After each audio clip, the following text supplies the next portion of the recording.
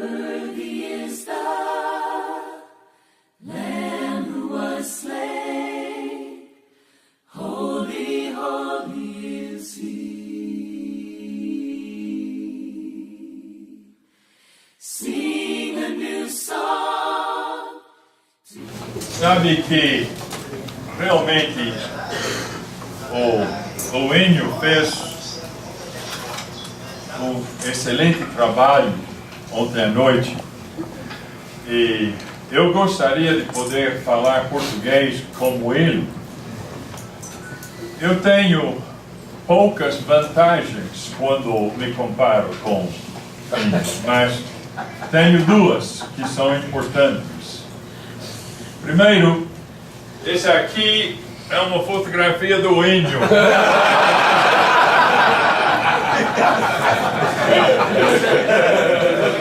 Amém. E como você pode ver, eu sou muito mais bonito e muito mais jovem. Sabe, é tão bom estar aqui. E este ano para mim é especial porque tenho Jane comigo.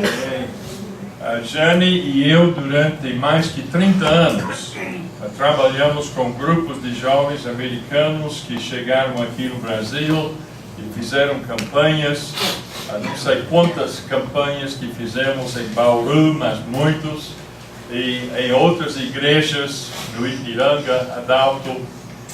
E Jane estava quase sempre comigo. De vez em quando tivemos algum problema de doença na família ou coisa assim, ela não podia vir. Mas é bom ter minha esposa comigo. Somos casados há 58 anos. Se chegarmos a dia 31 de maio, e ela não vai me divorciar, creio, até dia 31 de maio. Mas é bom ter a Jane comigo. É bom estar com o Allen Dutton. Sabe que eu conheço Allen desde a sua infância, desde ser nenê. E tive o prazer de ver o Allen crescer, fisicamente, crescer no Espírito de Cristo. Tive o privilégio de ter o Allen como aluno em Oklahoma, quando ele fez o mestrado lá. Mas principalmente tenho o prazer de ver o Allen como homem feito, homem realmente importante no reino de Deus. E eu agradeço tanto a Deus por Allen, por esse trabalho que ele continua, que foi começado por Allen pai. Eu e o pai do Allen estivemos no primário juntos.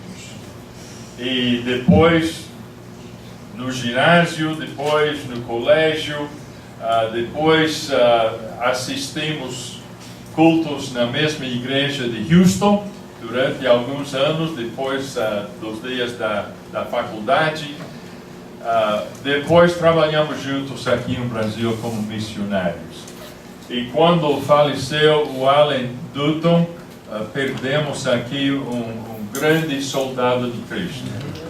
Porque ele foi para lugares que outras pessoas não queriam ir. Ele se sacrificou às vezes de uma maneira que os outros não se sacrificaram. E eu pensei que vai acontecer agora que não temos mais o Allen pai. Mas graças a Deus, Cristo viu o Allen filho e ele é como filho também para mim. E eu tenho muito prazer por estar com ele. O Enio, grande amigo há muitos anos. A Marley, a melhor parte do Enio, sem dúvida. Adalto e Janete, que chegaram e se apresentaram agora. Eu conheço desde a sua juventude. É tão bom ver vocês. É bom estar com Randy Short, com Nilton, como eu já falei muitas vezes, nosso filho Ted e sua família passou alguns anos como membros da igreja lá em Salvador. E o Ted manda um grande abraço a todos os baianos que estão aqui. E ele guarda grandes memórias daqueles anos em Salvador e tem o maior respeito, Nilton, por você. E eu poderia falar sobre outros, porque são muitos, mas eu dou graças a Deus por estar aqui. Para mim, é uma inspiração estar presente. Eu já falei muitas vezes para Jane o quanto que eu gostava desta semana. E agora ela está experimentando comigo realmente o prazer de ver o amor, a unidade, a dedicação de todo o Brasil que nós encontramos aqui. E espero que esses dias, quando estudamos juntos, sejam dias de grande inspiração, de informação e espero que todos nós saiamos daqui melhores que quando chegamos.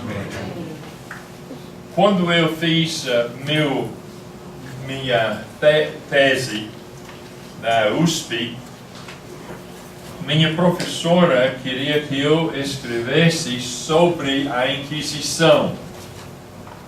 E vocês que conhecem um pouco da história sabem que a Inquisição foi uma coisa terrível, uma coisa triste. E eu vivi mais ou menos 7 anos estudando a Inquisição, pensando na Inquisição, na maneira de punir cristãos, na maneira de punir hereges, na maneira de punir judeus, infelizmente, e outros. Foi uma tese triste. E Jane cansou de escutar tanta coisa sobre a Inquisição. Agora, quando o Alan, que eu falei que ele é como filho, e como filho persegue o pai. Quando o Alan me convidou para falar sobre Jeremias, Jane me disse: Norton, como é que você sempre escreve e estuda coisas tristes? E eu garanto que o estudo do livro de Jeremias é triste. E talvez mais triste ainda seria Lamentações. E estávamos conversando hoje, antes de chegarmos aqui, sobre o estudo de Jeremias. E estávamos falando sobre o amor que sentimos aqui em vocês ontem à noite, o calor deste amor, a unidade, a alegria de vocês. E Jane me perguntou: será que eles vão sair tão alegres quanto estavam ontem à noite, depois de estudar Jeremias? E realmente, eu acho que vocês vão sair um pouco tristes este ano. Porque Jeremias é um livro triste. Muito triste. Eu pensei que o nosso irmão Enio fez um bom trabalho ontem à noite, quando ele ligou Jeremias ao fim do livro de Deuteronômio. E realmente, sem o estudo de Deuteronômio, Jeremias não faz tanto sentido. E eu recomendo a vocês que, para aproveitar ao máximo o livro de Jeremias, se possível, leia durante os dias aqui os últimos 3 ou 4 capítulos de Deuteronômio, para se preparar para os estudos aqui de Jeremias. Eu tenho, em vez de 5 capítulos em 1 Pedro, 52 capítulos em Jeremias, mas não aumentou o número de horas para dar. Então, como vocês sabem, se você vai na escola dominical, você sabe que às vezes é difícil estudar mais que 2 ou 3 versículos. Mas a minha intenção é de sair do primeiro capítulo durante os 5 dias e chegar até capítulo 52. Mas para fazer isso, claro que não podemos falar sobre todos os versículos, todos os assuntos, mas eu creio que podemos sair com uma boa ideia deste grande livro. Eu gostaria de começar nesta primeira sessão de hoje, e daqui a alguns minutos vamos ter um tempo de descanso para tomar café. Eu vou dividir, se possível, em 2 sessões ou 3 sessões cada manhã. E nessa primeira sessão de hoje, vamos fazer uma pequena introdução ao livro de Jeremias. Eu não tenho nada para dar a você, mas eu sugiro que você tome anotações durante essas aulas, se você deseja. Vamos ver o pano de fundo histórico do livro de Jeremias.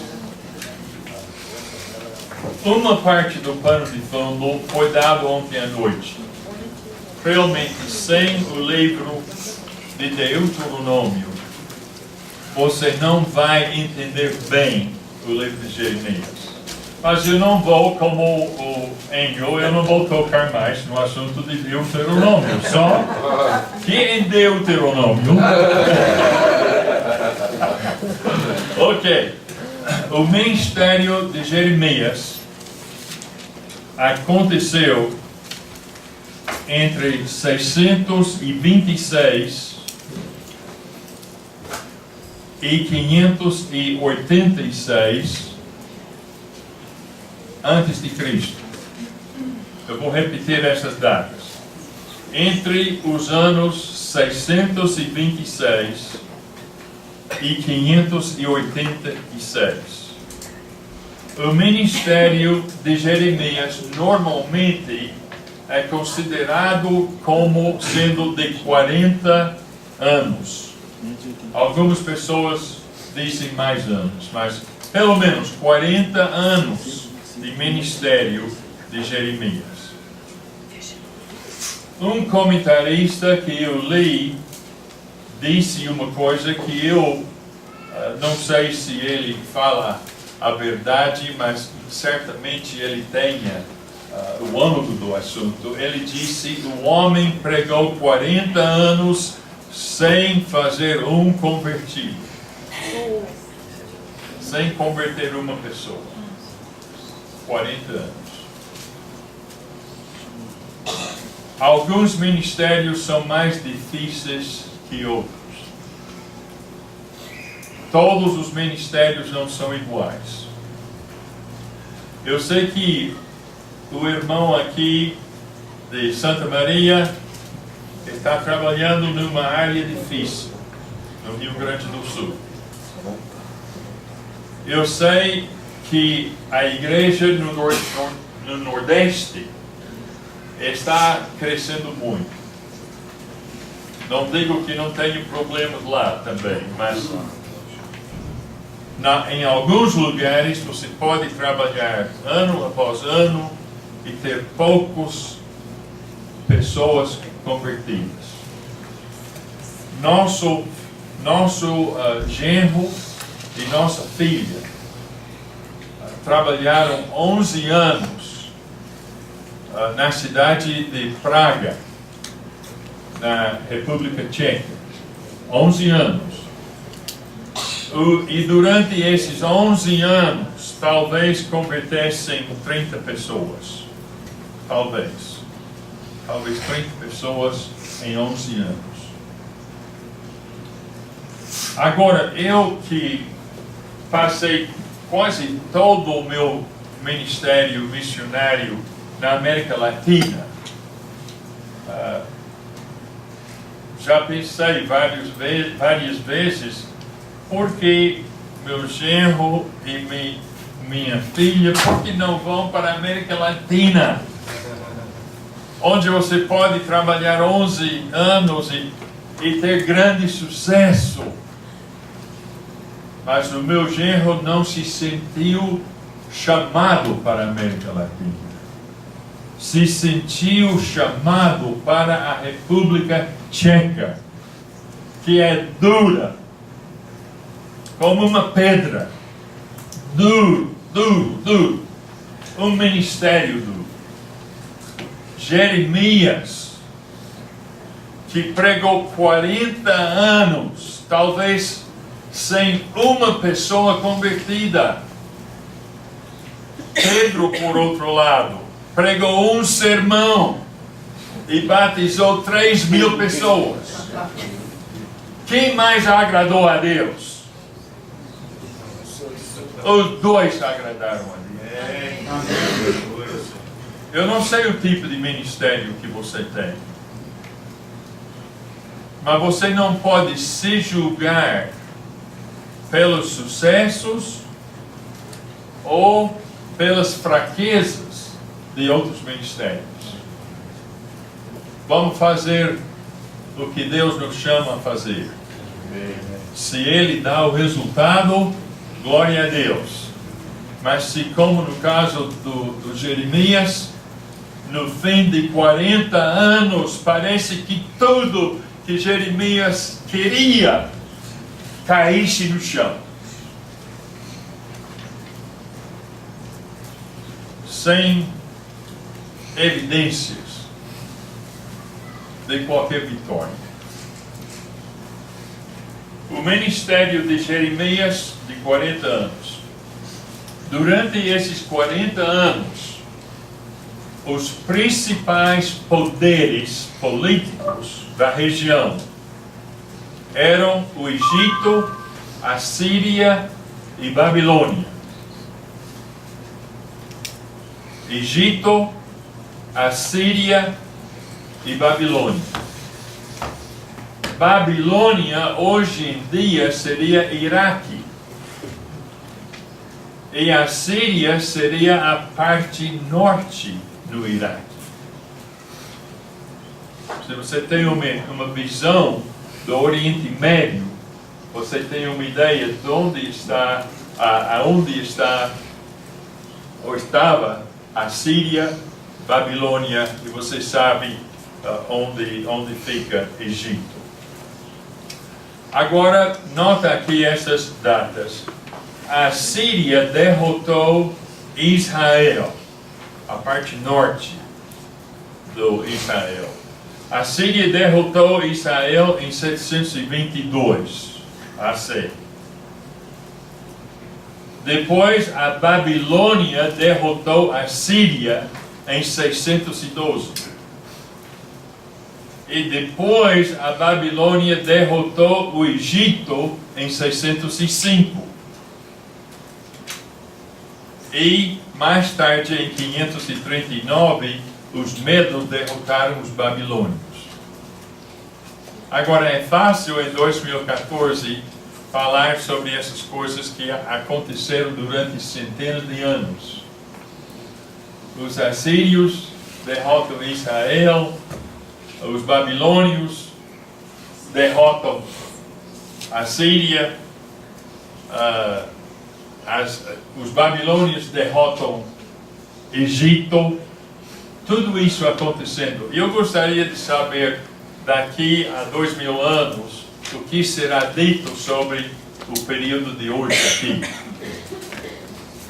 O Brasil é forte, outros países na América do Sul são fracos, mas se Deus quiser, Ele pode fazer do Uruguai o país mais forte da região. Ele pode pegar Paraguai e colocar Paraguai em cima do hemisfério ocidental.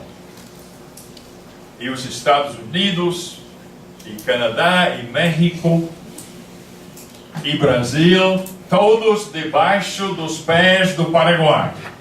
Se Deus quiser. Deus pode. Deus pode. Deus decide quem será em cima. E por alguns anos foi a Síria, por alguns anos Egito, por alguns anos Babilônia, por alguns anos Pérsia, que é no dia de hoje Irã. Não sabemos o que Deus está fazendo atualmente em nossos dias, mas eu tenho certeza que Deus está trabalhando em nossos dias. Ele tem planos para esse mundo. O autor desse livro, principalmente é Jeremias. Por que eu digo principalmente? Porque no fim de capítulo 51, se não me engano, há uma frase que diz: aqui terminam as palavras de Jeremias. Mas temos mais um capítulo escrito por outra pessoa. Não sabemos quem escreveu. Provavelmente, eu creio, Baruque, que foi o escriba de Jeremias. Jeremias era um sacerdote. O pai dele era Ilquias. E ele também era sacerdote. Agora, lembrem-se da história de Josias e a palavra de Deus perdida no templo. Se lembra dessa história? Lembra-se do nome da pessoa que encontrou aquelas palavras de Deus perdidas? Qual foi o nome? Ilquias. E normalmente as pessoas creem que esse Ilquias que descobriu a lei de Deus perdida era o pai de Jeremias. Está me entendendo? Então Jeremias já vem de uma família muito importante, muito religiosa. Ilquias, pai de Jeremias. Eles eram da cidade de Anatote, no território de Benjamim, que fica apenas alguns quilômetros ao norte de Jerusalém. Agora, durante a vida, durante o ministério desses 40 anos de Jeremias, tinham estes reis de Judá. Estes reis de Judá. Josias, Jeocás, Joaquim e Zedequias. 1, 2, 3, 4, 5. 5 reis que serviram durante esses 40 anos que Jeremias estava trabalhando. Ele começou durante o reinado de Josias e o seu ministério terminou durante o reinado e a queda de Zedequias. Agora, eu não sei quantos presidentes vocês se lembram aqui, mas eu posso lhe dar, eu creio, todos os presidentes americanos que já estavam administrando durante a minha vida. George Washington, por exemplo. Eu não conheci Jorge. Diga para nós como é que é.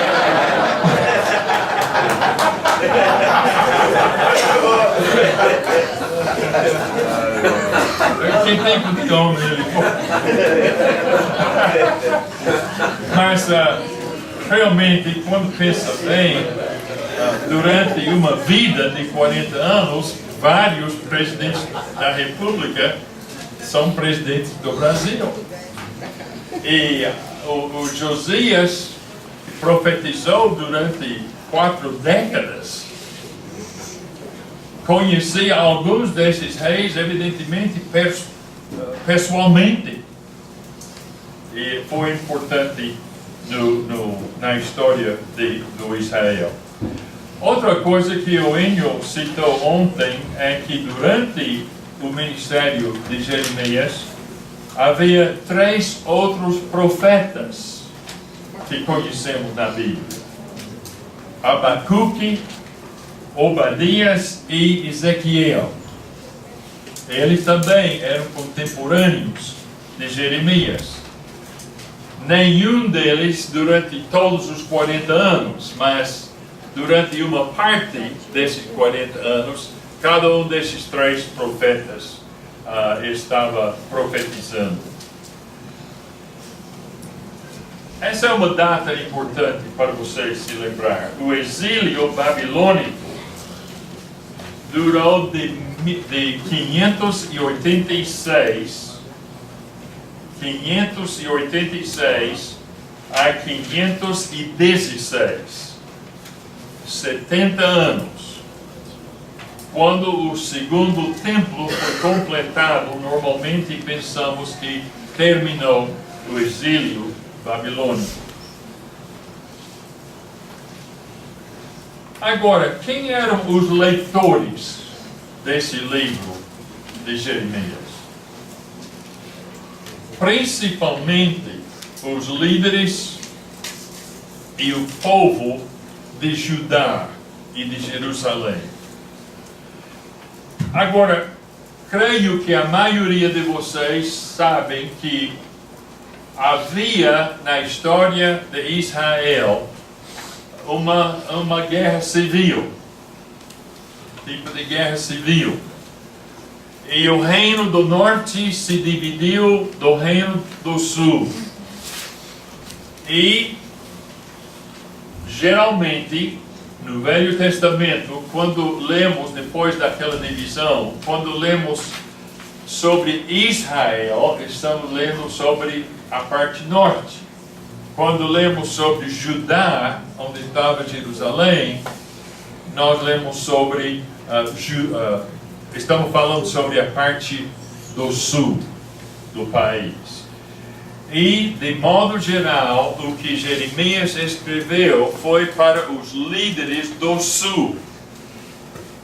Porque o país do norte já tinha sido derrotado pelos assírios 136 anos antes dos tempos de Jeremias. 136 anos.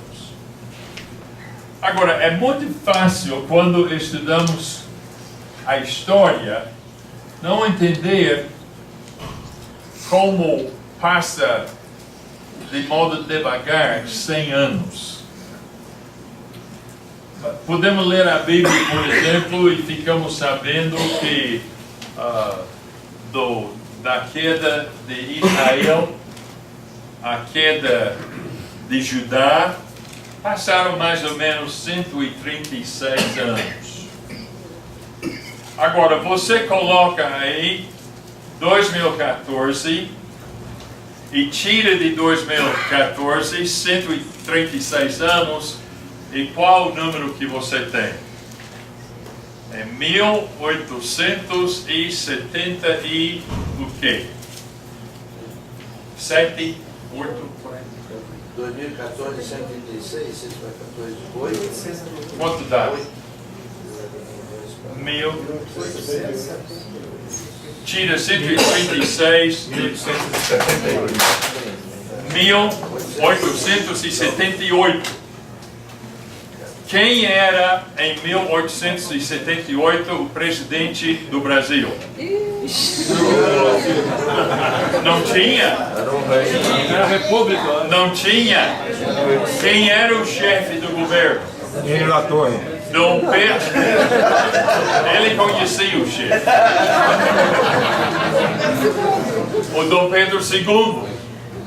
Dom Pedro II era o imperador em 1878. Agora, pense bem, 2014, algo que aconteceu no Brasil há 136 anos atrás, teria acontecido na época de Dom Pedro II.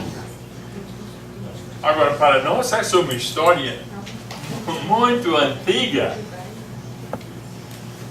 mas havia tanta diferença entre a queda do Reino do Norte e a queda do Reino do Sul em Israel. Este número de anos, este tempo, esse espaço. Agora, esse livro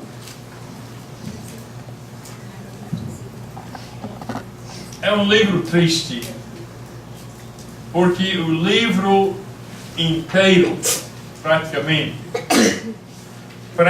o livro inteiro, está falando sobre os pecados de Judá. De vez em quando fala sobre os pecados de Israel. Mas isso seria história, porque Israel já tinha caído, já não existiu mais, já derrotado pelos assírios. Então, Jeremias está preocupado, porque Deus está preocupado com a situação da parte do povo de Deus que continua como uma entidade política. E aquela parte seria Judá. E Deus chamou Jeremias principalmente para falar e escrever para esse povo do sul. E a mensagem foi: vocês são pecadores. Vocês são pecadores piores que o Reino do Norte. E vocês sabem o que aconteceu há 136 anos com o Reino do Norte. E a mesma coisa ou algo pior vai acontecer com Judá, se vocês não se arrependem. Então, arrependam-se e voltem para Deus, seu Salvador, seu libertador, seu marido. Volte, arrependa-se, volte, senão eu vou acabar com esse país. Eu vou destruir Jerusalém, eu vou queimar todos os prédios, todas as casas, eu vou levar o povo inteiro para Babilônia, se vocês não se arrependem. O livro quase todo é sobre esse assunto. Quase todo esse livro.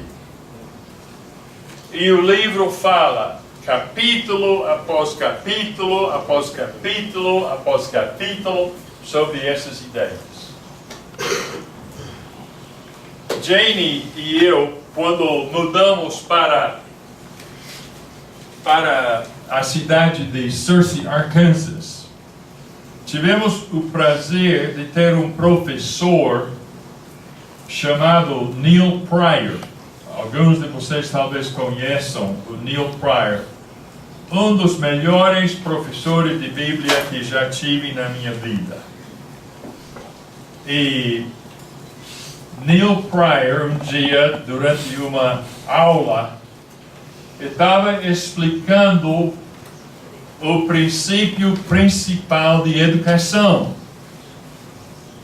E ele disse: o princípio principal de educação é: repita, repita, repita. Se você quer ensinar uma coisa, você tem que repetir, e repetir, e repetir. Não é assim com nossos filhos, com nossos netos. Ou talvez você tivesse filhos melhores que nossos. E talvez vocês tivessem filhos que você podia simplesmente dizer, sente-se. E a criança senta. Ou talvez você tivesse um filho que você podia coloque suas roupas nas gavetas corretas. E eles faziam depois disso todo dia, colocando no lugar certo. Foi assim? Não foi assim. Não é assim que nós aprendemos. Quantas vezes minha mãe tinha que me dizer a mesma coisa? E muitas vezes só descobrimos que eles aprenderam a lição quando eles têm filhos. E estamos visitando e de repente estamos escutando as mesmas palavras que tínhamos ensinado aos nossos filhos e eles estão falando para os seus filhos e depois dizem para nós, e não sei qual é o problema com esse. Então, no livro de Jeremias, ele repete, repete e repete os pecados de Judá, a necessidade de se arrepender e a ameaça de castigo tremendo se Judá não se arrepender. Este é o livro. Agora nós vamos estudar algumas páginas nesse livro, mas eu garanto que, de modo geral, o que eu já dei para você é a mensagem de Jeremias. Mas para sentir o impacto da sua mensagem, é necessário que peguemos capítulo por capítulo por capítulo e ver a tristeza desse profeta. Ele já foi chamado de vários nomes. Quando cheguei em Harding, eu tive uma senhora amiga que frequentava a igreja conosco, e ela era professora, e seus colegas a chamavam da profeta chorosa. A profeta chorosa. Tem essa maneira de falar? Chorona. Jeremias Chorona. foi chamado o profeta chorão. Porque você não encontra em Jeremias praticamente nada de graça, nenhuma piada, nenhuma coisa de bom humor, talvez alguma coisa ou outra, mas geralmente é uma tristeza, é um enterro, como o futebol americano é para os brasileiros. É um enterro. Vamos abrir nossas Bíblias para Jeremias capítulo 1. E vamos começar nosso estudo. Em capítulo 1, nós lemos sobre o chamado que Jeremias recebeu para ser profeta. As palavras de Jeremias. Desculpe, eu vou explicar. Eu vou usar o novo NVI. O NVI eu vou usar porque é mais fácil para mim. Eu tenho aqui o Almeida, revista atualizada, e eu gosto muito, é uma excelente tradução. Mas essa aqui é mais fácil. E eu creio que para o livro de Jeremias, na linguagem de hoje, é mais poderosa. É mais poderosa, porque entendemos essas palavras. Então, desculpe se minha Bíblia é um pouco diferente da sua. As palavras de Jeremias, filho de Ilquias, um dos sacerdotes de Anatote, no território de Benjamim. A palavra do Senhor veio a ele no 13º ano do reinado de Josias, filho de Amon, rei de Judá. E durante o reinado de Joaquim, filho de Josias, rei de Judá, até o 5º mês do 11º ano de Zedequias, filho de Josias, rei de Judá, quando os habitantes de Jerusalém foram levados para o exílio.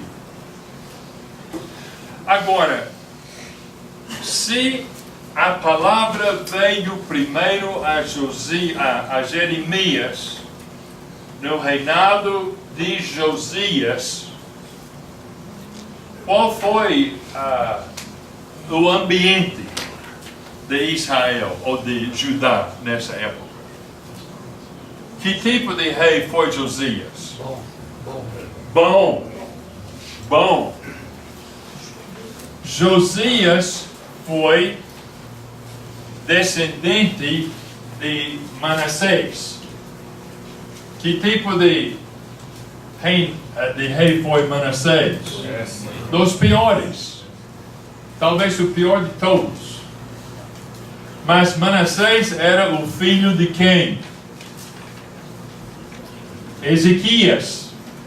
Que tipo de rei foi Ezequias? Bom. Isso é uma coisa incrível de como pessoas boas podem ter filhos ruins.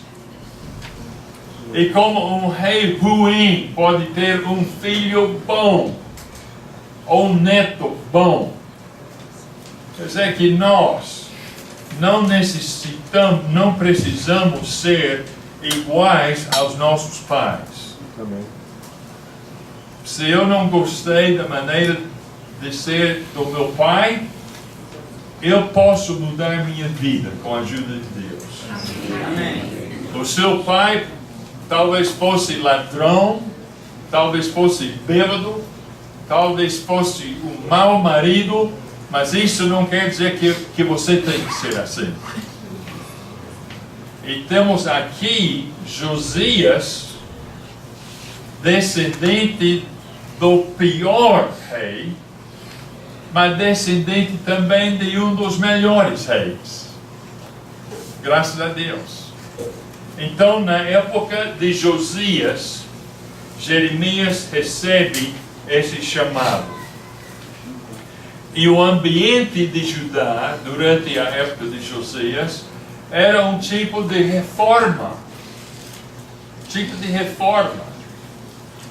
A lei de Deus tinha sido perdida por anos e anos e anos. Imagine como seria a igreja de você se de repente todas as Bíblias fossem destruídas.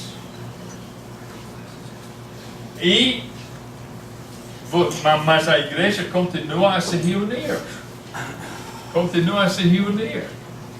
Mas não tem Bíblia. E isso passa alguns meses, depois passa anos, depois talvez algumas décadas que a igreja se reúne, mas não há Bíblia, não há palavra de Deus. O que passaria com sua igreja? Como seria sua igreja? Gradativamente perderíamos o caminho. E foi assim em Judá. A Bíblia perdida. A lei de Moisés perdida. Estavam dependendo, evidentemente, de memória, de passagens aprendidas, decoradas. que uma mãe tinha ensinado a seu filho, e um dia Ilquias descobre dentro do templo de Deus, a palavra de Deus. E Josias, quando ele ficou sabendo do conteúdo dessa lei de Moisés, o que é que ele fez? Ele rasgou a roupa e chorou e começou uma grande reforma. Mas depois de alguns anos, ele toma uma decisão muito errada e está morta numa guerra. E Jeremias está presente no seu enterro. E ele está chorando, porque esse rei que oferecia uma esperança para a recuperação de Judá está morto. Ele não sabe o que vai acontecer agora. Mas foi assim, durante essa época, que ele recebeu o chamado de Deus. E em versículo 4, a Bíblia diz: a palavra do Senhor veio a mim, isto é, a Jeremias, dizendo: antes de formá-lo no ventre, eu o escolhi. Antes de você nascer, eu o separei e o designei profeta às nações. Mas eu disse: ah, soberano Senhor, eu não sei falar, pois ainda sou muito jovem. O Senhor, porém, me disse: não diga que é muito jovem. A todos a quem eu o enviar, você irá e dirá tudo o que eu lhe ordenar. Não tenha medo deles, pois eu estou com você para protegê-lo, diz o Senhor. O Senhor estendeu a mão, tocou a minha boca, diz Jeremias, e disse-me: agora ponho em sua boca as minhas palavras. Veja, eu hoje dou a você autoridade sobre nações e reinos para arrancar, despedaçar, arruinar e destruir, para edificar e plantar. Um chamado que Jeremias não quis aceitar. E ele, como Moisés, se lembra que quando Deus chamou Moisés para ir a Egito e livrar os judeus da escravidão, o que pensou Moisés? Eu não posso. Ele teve uma porção de desculpas, mas uma das desculpas mais importantes foi: eu não sei falar, eu não posso falar. E Deus respondeu: mas Arão pode falar, não pode? Você vai, e o Arão vai falar. Quando Deus nos chama, Ele nos dá o poder de cumprir a missão. E de vez em quando recebemos uma chamada, eu não digo por voz alta, mas nós estamos numa situação e não há realmente uma saída, e ou nós fazemos ou a coisa não será feita. Temos que fazer, apesar de nossas fraquezas. Eu tenho um amigo que estava na Marinha Americana, eu creio que foi, não sei se foi na guerra da Coreia ou na Segunda Guerra Mundial, mas ele estava numa ilha do Pacífico e não tinha igreja nessa ilha. Ele era marinheiro mas ele sabia que havia um outro soldado lá que era cristão, membro da Igreja de Cristo. E ele falou com essas pessoas e disse: que tal nós colocamos alguma notícia que vamos nos reunir em certo lugar, domingo, e fizeram. E o grupo chegou. Grupo de jovens, 18 anos, 19 anos, longe de casa e longe dos pais. Mas esse grupo chegou, o grupo de soldados e marinheiros, e eles prepararam o culto. E a pessoa preparando o culto disse: e quem pode dirigir o hino? Não tinha nenhuma pessoa para dirigir o hino. E esse meu amigo disse: bem, eu não sei cantar, mas eu dirijo o hino. Ele disse que no próximo domingo, quando aquela mesma pergunta foi feita, muitas mãos foram.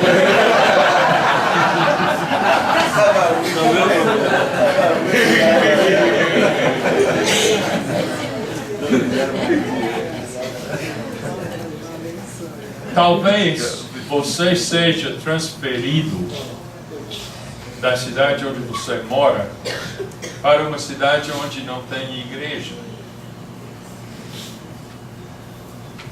Você chega lá e não tem igreja de Cristo. A tendência é de frequentar a igreja batista, ou a presbiteriana, ou a Assembleia de Deus. Mas algumas pessoas decidem fazer o que está certo e começar uma igreja de Cristo. Amém. Glória a Deus. E você pode pensar: mas eu não sei pregar. Levanta-se e leia a Bíblia. Leia a Bíblia. Diga algumas palavras. Talvez você possa pregar e não sabia. Mas talvez Deus envie uma pessoa para pregar quando Ele vê que você tem essa vontade. Deus disse para Jeremias: o seu problema com fala não é uma desculpa. Você aceite esse chamado. E versículo 11: e a palavra do Senhor veio a mim. Deus disse: o que você vê, Jeremias? Vejo o ramo de uma amendoeira, respondi. O Senhor me disse: você viu bem, pois estou vigiando para que a minha palavra se cumpra. Essa é um exemplo aqui difícil. Agora, eu creio que muitos comentaristas acreditam que o significado da amendoeira é que ela foi a planta que brotou primeiro para anunciar a chegada da primavera. Chamou a atenção. A primavera vem vindo. E Deus usa esse exemplo para mostrar ao povo de Judá que o castigo de Deus está chegando. Como você pode saber que a primavera chega por causa da amendoeira que está brotando? Como você sabe como é sinal de primavera? A mensagem do Jeremias, o conteúdo da mensagem é sinal que Deus está pronto para agir e castigar esse povo. Esse castigo vem vindo. Mas depois Deus diz a Jeremias, a palavra do versículo 13, a palavra do Senhor veio a mim pela segunda vez, dizendo: o que você vê? E eu respondi: vejo uma panela fervendo. Ela está inclinada do norte para cá. o Senhor me disse: do norte se derramará a desgraça sobre todos os habitantes desta terra. Estou convocando todos os povos dos reinos do norte, diz o Senhor. Cada um virá e colocará o seu trono diante das portas de Jerusalém. Virão contra todas as muralhas que a cercam e contra todas as cidades de Judá. Pronunciarei a minha sentença contra o meu povo por todas as suas maldades, porque me abandonaram, queimaram incenso a outros deuses e adoraram deuses que as suas mãos fizeram.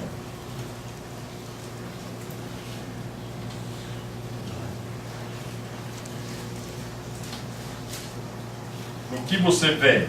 Uma panela fervendo.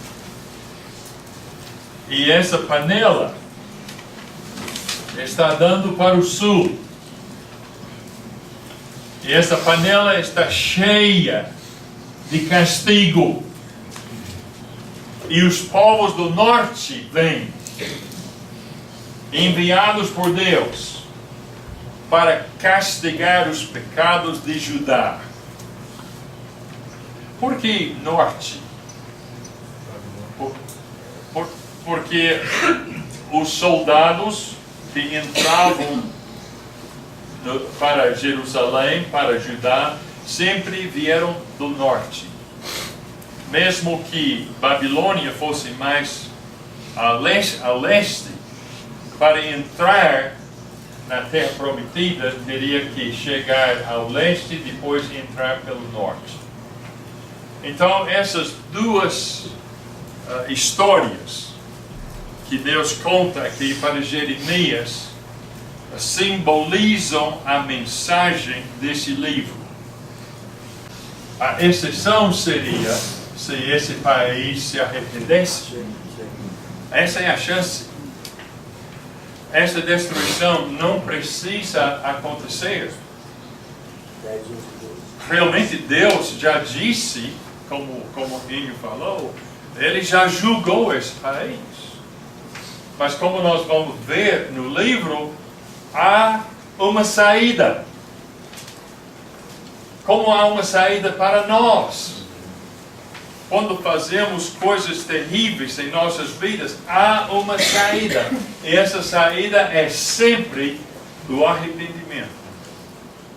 Confessar o pecado e se arrepender. E se Judá pudesse fazer isso, é justamente o apelo de Deus e o apelo de Jeremias. Se Judá pudesse se humilhar e se arrepender, Deus mudaria seu plano. Que beleza. Como no caso de Nínive. O que acabou acontecendo 70 anos depois, como se vê no livro de Daniel. Exatamente. Exatamente. Agora, essa última parágrafo, com versículo 17. E você, prepare-se. Vá dizer-lhes tudo o que eu ordenar.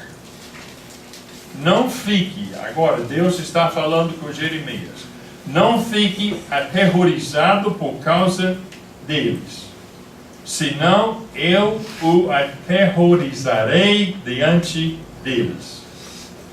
E hoje eu faço de você uma cidade fortificada, uma coluna de ferro e um muro de bronze contra toda a terra. Está falando com Jeremias. Jeremias será contra os reis de Judá, seus oficiais, seus sacerdotes e o povo da terra. Eles lutarão contra você, mas não o vencerão, pois eu estou com você e o protegerei, diz o Senhor. Imagine esse tipo de missão. Newton, queremos que você vá para o Brasil, para o Nordeste, e você vai ser contra o presidente da República o Senado, a Câmara, os governadores do Nordeste, os congressos e o povo. Você vai ser o único, mas eu vou proteger você. Não seria difícil? Uma pessoa contra este poder, contra esta multidão de pessoas inimigas. Vamos abrir nossas Bíblias em Jeremias capítulo 2. Capítulo 2.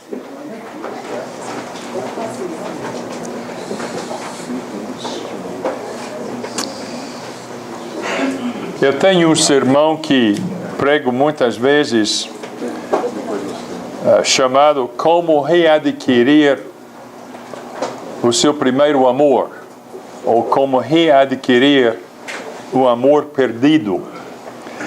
Em Jeremias capítulo 2, nós lemos sobre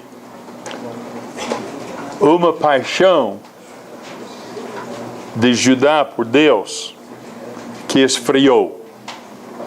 E Deus fala sobre esse amor, esse primeiro amor, como ela era, mas como esse primeiro amor tornou. A partir de versículo 1, a palavra do Senhor veio a mim, vá proclamar aos ouvidos de Jerusalém. Deus está falando. Eu me lembro de sua fidelidade quando você era jovem. Como noiva, você me amava e me seguia pelo deserto, por uma terra não semeada. Israel, meu povo, era santo para o Senhor, os primeiros frutos de sua colheita. Todos os que o devoravam eram considerados culpados e a desgraça os alcançava, declara o Senhor. Ouça a palavra do Senhor, ó comunidade de Jacó, todos os clãs da comunidade de Israel. Assim diz o Senhor: que falta os seus antepassados encontraram?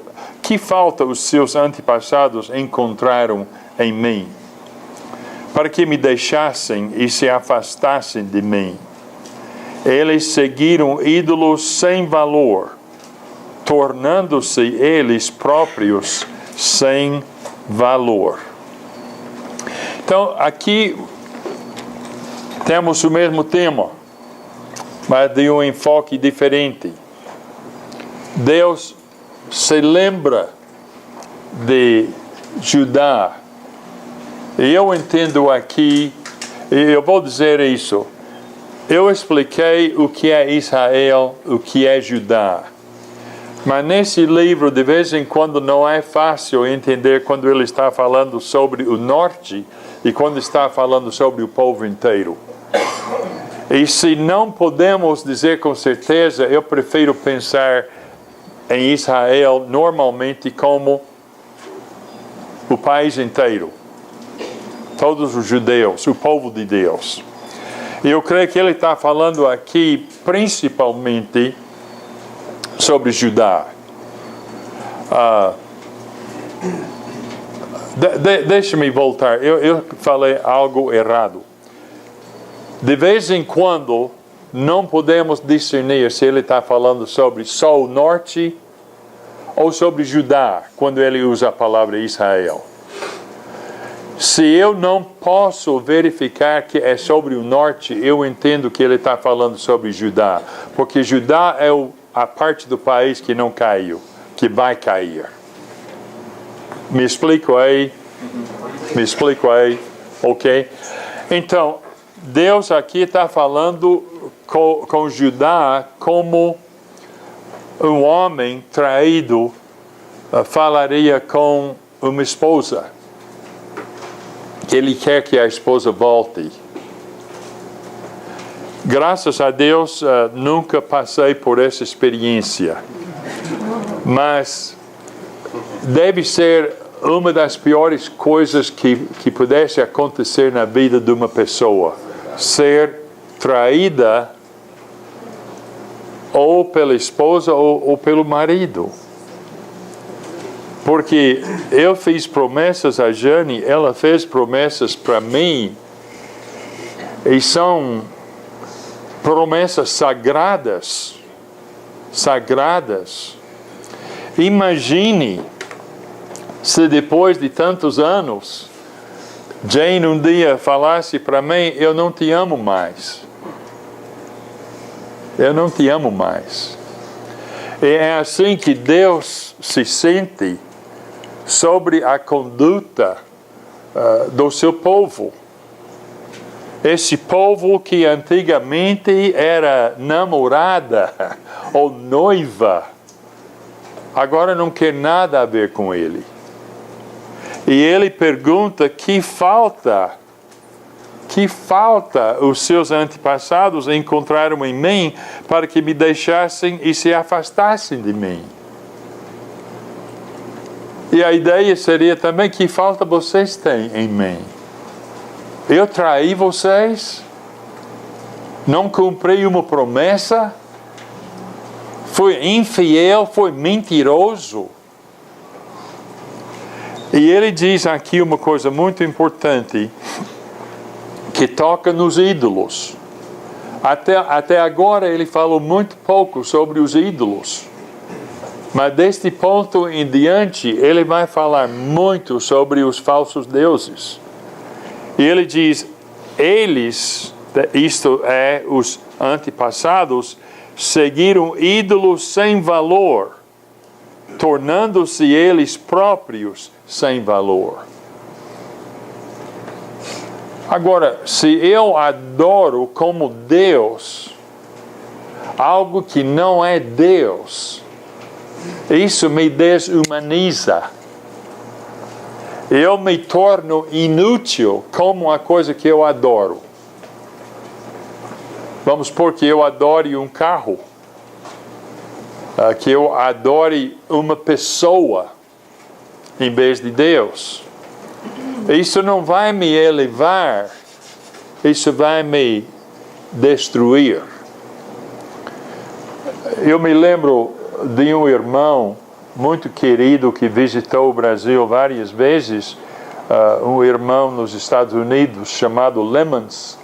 E esse irmão Lemons antigamente dizia que nós nos tornamos aquilo que adoramos.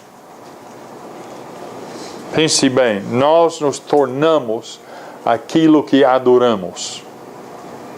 Se adoramos o que é falso, nós nos tornamos falsos. Justamente o que aconteceu aqui com o povo judaico.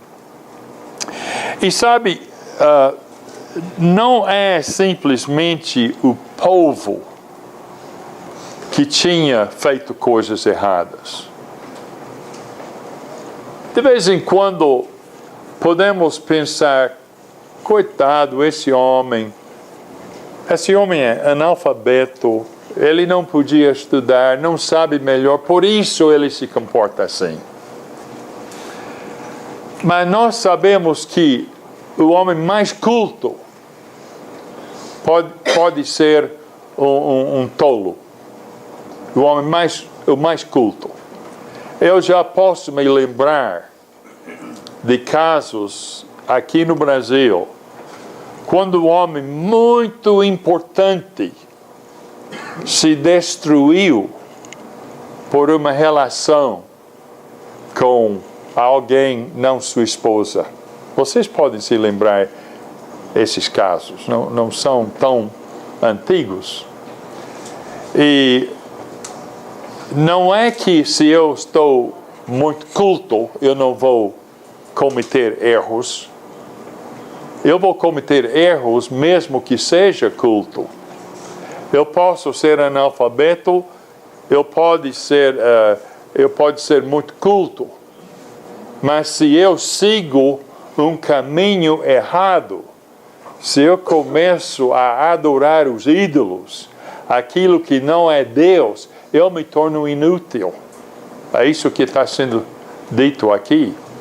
E ele mostra, a partir do versículo 8, que esse problema é grande, não é um problema só do povo, ou como nós chamamos aqui, de vez em quando, o povão.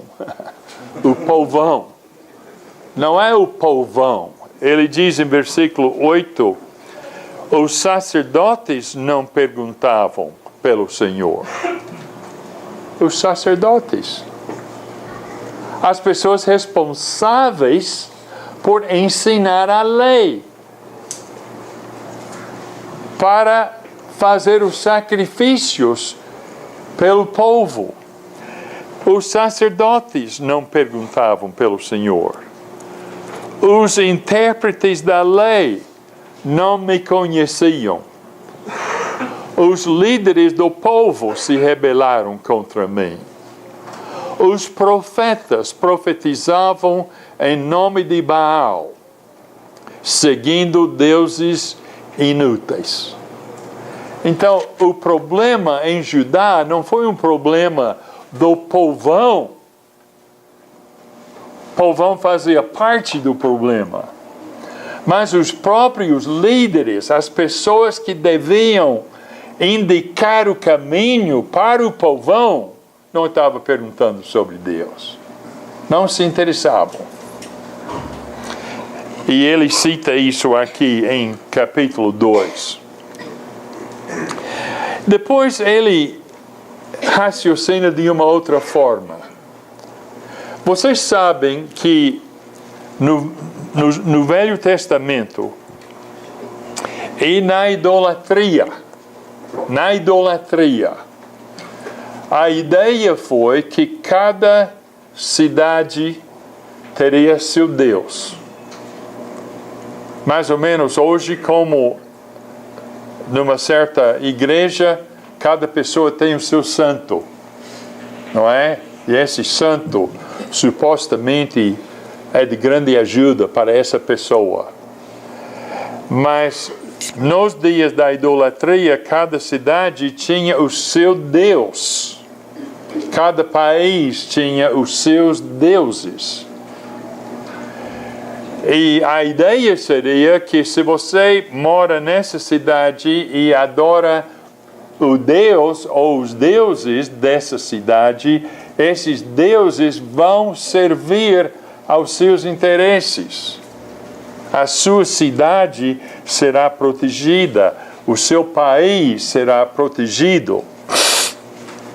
Mas aconteceu com os judeus que eles que estavam adorando o único e verdadeiro Deus, o Deus vivo, o Deus que cumpriu todas as suas promessas, esse país que tinha esse Deus supremo, trocou seus deuses para esses deuses sem valor.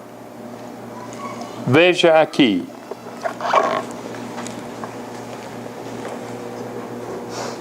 Agora, versículo 18. Agora,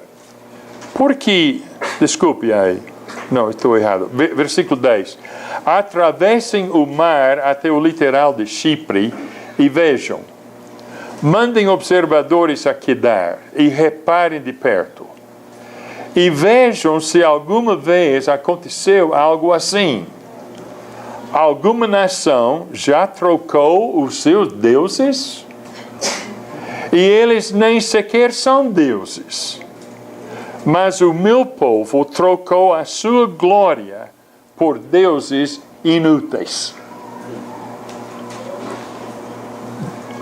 O meu povo cometeu 2 crimes. Eles me abandonaram, a mim, a fonte de água viva, e cavaram as suas próprias cisternas rachadas que não retêm água. Deus não entende isso. É possível que Deus não entenda alguma coisa? Evidentemente, Ele não entende isso. Desde quando alguém trocou o verdadeiro Deus por algo que não é Deus? e é completamente inútil. Mas foi a condição de Judá. Aí ele cita 2 crimes cometidos. Eles me abandonaram a mim, a fonte de água viva, e cavaram as suas próprias cisternas que não retêm água. Povo interessante. Versículo 18. Agora, por que você vai ao Egito beber água do Nilo? E por que vai à Síria beber água do Eufrates? O seu crime a castigará e a sua rebelião a repreenderá. Compreenda e veja como é mau e amargo abandonar o Senhor, o seu Deus, e não ter temor de mim, diz o soberano, o Senhor dos exércitos. A história continua. Versículo 20. Há muito tempo eu quebrei o seu jugo e despedacei as correias que aprendiam. Mas você disse, eu não servirei.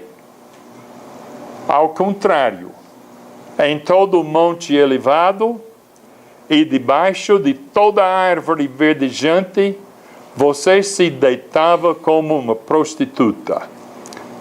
Eu a plantei como uma videira seleta de semente absolutamente pura. Como então, contra mim, você se tornou uma videira degenerada e selvagem? Agora, ele fala em versículo 20 sobre esses, me ajuda aqui, high places, esses montes. Lugares altos. Lugares altos, esses lugares altos. Na idolatria, era comum, nessa parte do mundo, escolher um ponto alto e naquele lugar criar um lugar de adoração. Mas temos que falar sobre esta adoração. Ele fala que debaixo de toda árvore verdejante você se deitava como uma prostituta. Durante anos eu não entendi tanto o grande mal da idolatria. Entendi que estava errada, mas eu não entendi porquê. Mas quando nós estudamos a história das religiões antigas, idólatras, ficamos sabendo que a adoração aos deuses falsos geralmente envolveu a imoralidade. A imoralidade fazia parte do culto. Por exemplo, em Corinto, já no Novo Testamento, em Corinto havia um templo de prostitutas. E os viajantes e os residentes, quando queriam adorar ao Deus falso, foram para aquele templo. Mas como é que adoraram? Cometeram atos de imoralidade. O ato sexual se tornou uma forma de adoração. Me explica? Estou explicando aqui? Agora, imagine o que teríamos aqui no Brasil, e eu creio que certas religiões aqui no Brasil têm isso, que a imoralidade, a bebidice, a fornicação, o adultério, faz parte do culto. É assim que entram em contato com o Deus. Imagine se um país, esta fosse a forma de adoração. Seria fácil atrair os homens para o culto, não seria? Seria fácil. Porque o culto é libertinagem. É o que Deus condena. Quando no Velho Testamento nós encontramos os 10 mandamentos que Deus deu a Moisés, temos que entender que aqueles 10 mandamentos, quando praticados pelos judeus, fizeram uma separação entre eles e o mundo.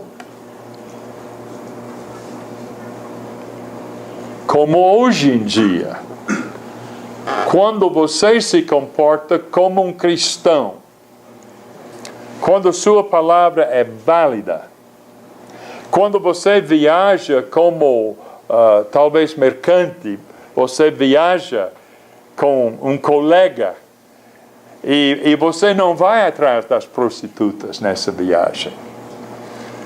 Quando você se preocupa porque a pessoa no supermercado desce R$10 a mais a você no troco e você quer voltar e resolver esse problema. Quando você faz essas coisas, o que é que o povo nota?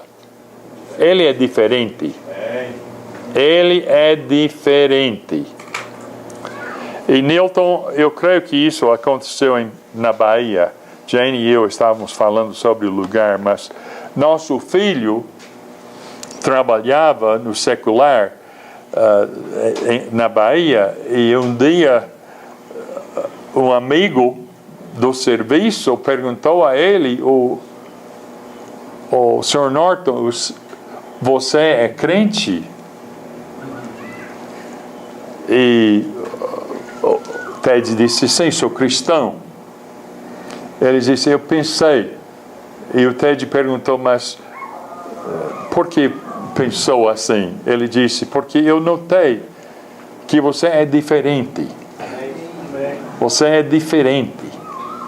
Agora, os 10 mandamentos: observar o sábado, não usar o nome do Senhor em vão, não adulterar, não roubar, não cobiçar. Quando um judeu praticava esses 10 mandamentos, os gentios sabiam perfeitamente que era diferente deles, e Deus queria que eles fossem diferentes. Agora, claro que cometer adultério não foi nenhum problema para o mundo. Não foi nenhum problema para o mundo. E não é hoje. Eu tenho um amigo que o Alan conhece, que é piloto da FedEx. FedEx se chama? E ele é piloto de avião que voa dos Estados Unidos a Viracopos. E ele visita de vez em quando a igreja aí na Guanabara. Mas ele me confiou que o problema que ele tem como piloto é que os homens que vêm na sua tripulação geralmente querem buscar prostitutas quando chegam aqui no Brasil. E você acha que todos os homens que vão chegar aqui para a Copa do Mundo vêm aqui para assistir jogos de futebol? Não. Agora, essa tendência tão baixa do homem, quando você liga essa tendência baixíssima, ao culto do seu Deus, que tipo de país você vai ter?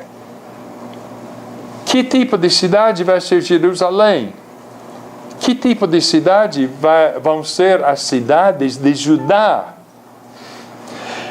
Agora, alguns escritores diminuam essa ideia da prostituição ser uma coisa física. Como se a única prostituição seria adorar um Deus falso. E provavelmente havia pessoas assim que eram fiéis à sua esposa, mas adoraram um ídolo. Mas eu acho que nós seríamos mais certos em entender que essa prostituição é mais do que uma prostituição espiritual. É física no nome de coisa espiritual. Uma coisa tremendamente má. Mas Judá já chegou a uma baixeza, se tem essa palavra, baixeza, já chegou a uma baixeza completamente terrível. E nós vemos isso quando ele, em versículo 23, diz: como você pode dizer que não se contaminou e que não correu atrás dos Baalins? Reveja o seu procedimento no vale e considere o que você tem feito. Agora, no vale, seria um vale perto de Jerusalém, que era um ponto de adoração dos deuses falsos. E ele vai usar esse culto que acontece no vale, perto de Jerusalém, como exemplo da baixeza do povo. E ele explica, você, versículo 23 no meio, você, falando com Judá, você é como uma camela jovem e arrisca que corre para todos os lados, como uma jumenta selvagem habituada ao deserto, farejando o vento em seu desejo. Quem é capaz de controlá-la quando está no cio? Os machos que a procuram não precisam se cansar, porque logo encontrarão a que está no meio do cio. Não deixe que os seus pés se esfolem, nem que a sua garganta fique seca, mas você disse, não adianta. Eu amo os deuses estrangeiros e continuarei a ir atrás deles. Assim como o ladrão fica envergonhado quando é apanhado em flagrante, também a comunidade de Israel ficará envergonhada. Seus reis e oficiais, seus sacerdotes e profetas precisam fazer comentários sobre este trecho aqui. Dá para entender, não é mesmo? Aqui, Judá é tão faminta para a prostituição, para atos vergonhosos, tão faminta que é como um animal. É como um animal. Mas espero que nunca more numa cidade assim. Não seria um inferno? Você se lembra do caso de Ló? Quando ele teve todos os homens da comunidade cercando a casa, exigindo que ele envie seus visitantes para que eles tivessem sexo com eles. Imagine uma cidade assim, um ambiente assim. Sabe uma coisa boa sobre o cristianismo? É que possamos ter reuniões assim. E as mulheres não precisam ter medo. Os homens não precisam ter medo. Cada pessoa procura imitar a Deus na sua conduta, no seu pensamento. Mas Judá era como um animal. Outra coisa aqui que me impressiona muito sobre a idolatria. Eu falei que vamos começar a escutar muita coisa sobre idolatria. Veja essa aqui. Ele condena os reis, oficiais, sacerdotes e profetas, os líderes da comunidade, os verdadeiros líderes religiosos também, fazem parte do problema. Eles são como animais selvagens. Mas veja isso aqui. Pois dizem à madeira, você é meu pai. Que é esse pedaço de madeira que ele diz, você é meu pai? O ídolo. O ídolo. Uma coisa como essa mesa aqui, feita dessa mesa aqui. Imagine se eu chegasse aqui para você na hora do descanso e se eu dissesse, Carlinhos, eu quero que você conheça o meu pai. Eu trago você aqui e eu digo, esse é o meu pai. Você chamaria os médicos para me levar, não é verdade? Mas foi isso que eles estavam fazendo, foi tão estúpido. Por dizem a madeira, você é meu pai. E a pedra, você me deu a luz. Você é a minha mãe.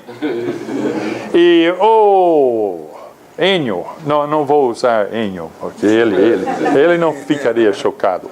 Mas eu vou, Santana, eu quero que você conheça a minha mãe. E ela está aqui fora. Aí uma pedra. Essa é minha mãe. O meu pai está aí. Conheceu o meu pai, não é? É meu pai, minha mãe. Agora, desculpe. Nós damos risada porque é evidente que essa é uma coisa completamente irracional. Mas foi o que o povo de Deus estava fazendo.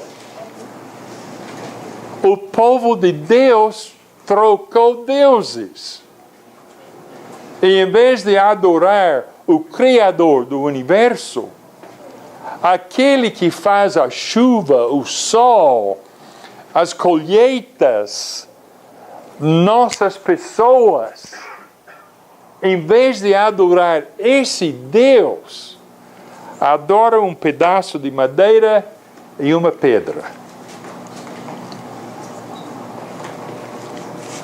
Agora, versículo 32. 31. Vocês desta geração, considerem a palavra do Senhor. Tenho sido um deserto para Israel, uma terra de grandes trevas, porque o meu povo diz, nós assumimos o controle, não mais viremos a ti.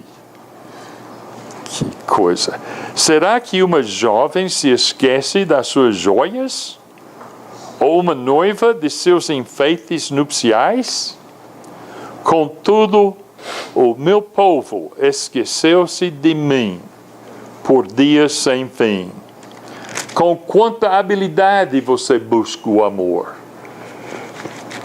Escuta bem aqui. Mesmo as mulheres da pior espécie aprenderam com o seu procedimento. Pense bem. Pense bem. Tem mulheres que operam certas casas que ensinam a outras mulheres a agradar aos homens. Tinham aqui no Velho Testamento e tem hoje. Mas Judá tinha caído tanto, a conduta era tão vergonhosa, que ela era capaz de ensinar as piores mulheres como ser pior. É isso que a passagem diz, não é mesmo? Não é mesmo?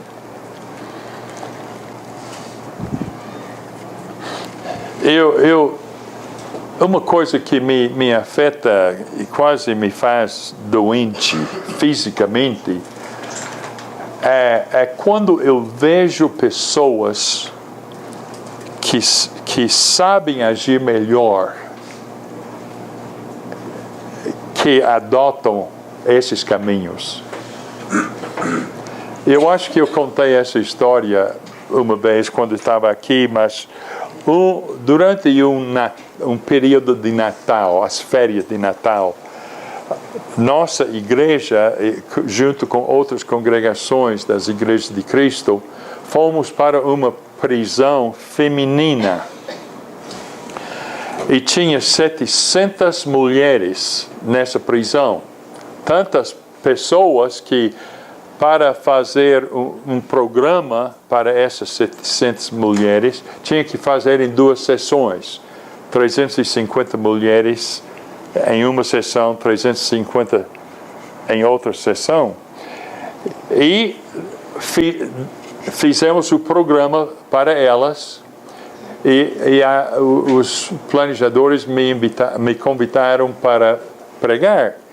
E eu decidi pregar sobre o dom de Jesus, João 3,16. E quando eu estava fazendo meu sermão, eu estava citando João 3,16. E eu notei que os lábios das mulheres, quase todas elas, estavam formando as palavras de João 3,16 comigo. Haviam decorado esse versículo.